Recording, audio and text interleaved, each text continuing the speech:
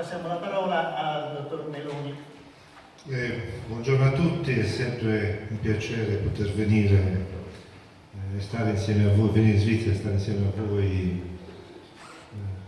Vorrei ricordare che mio cugino è Sandro Meloni, quindi è una persona a voi tutti conosciuta, è lui che mi ha permesso di conoscervi nel 2004 attraverso l'organizzazione di incontri.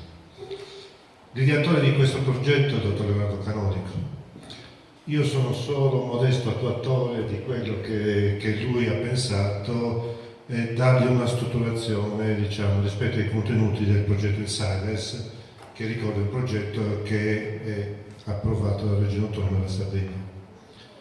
Io mi occupo di progettazione regionale e sotto questo aspetto noi oggi abbiamo una grande opportunità.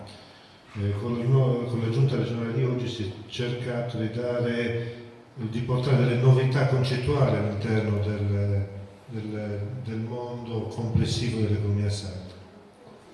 Una di queste è riguardato sicuramente attraverso l'assessorato al lavoro e la lungimiranza dell'assessore al lavoro sotto questo profilo e del suo staff ha portato la possibilità di avere una connotazione, un'attenzione anche sui livelli economici e sui rapporti economici.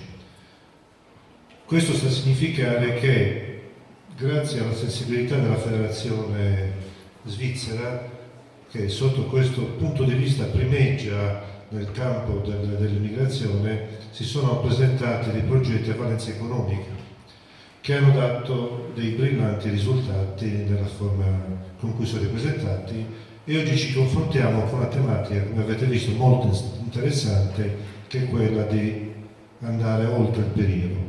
Qui siamo però qualcosa di più, perché c'è la possibilità che le persone che hanno, come diceva il dottor Canonico, le persone che hanno la sensibilità delle idee, giovani che hanno delle idee, queste idee possono essere portate avanti e sposate alla Regione Sardegna. Quindi la formulazione di progetti che hanno una valenza economica possono essere fatti propri dalla Federazione e portati nell'ambito della Regione Sardegna per essere poi autorizzati. E questo è un punto molto importante, una novità rispetto al passato, e questa è la linea con cui ci si muove. Un punto fondamentale che è stato trattato è la comunicazione oggi è diversa rispetto al passato. Noi non possiamo avere più una metodologia che è quella che ci è propria di comunicare ritrovandoci in un luogo fisico. Tengo subito a precisare che io penso che il luogo fisico debba rimanere, quindi non è sotto questo profilo in discussione il circolo, la sede, per quello rappresenta veramente il punto del rapporto interpersonale, del vedersi diviso e che deve assolutamente rimanere. Ma la comunicazione oggi si svolge con delle modalità completamente diverse. E se vogliamo attirare i giovani all'interno dei nostri circoli, non possiamo prescindere da questo nuovo modello di comunicazione.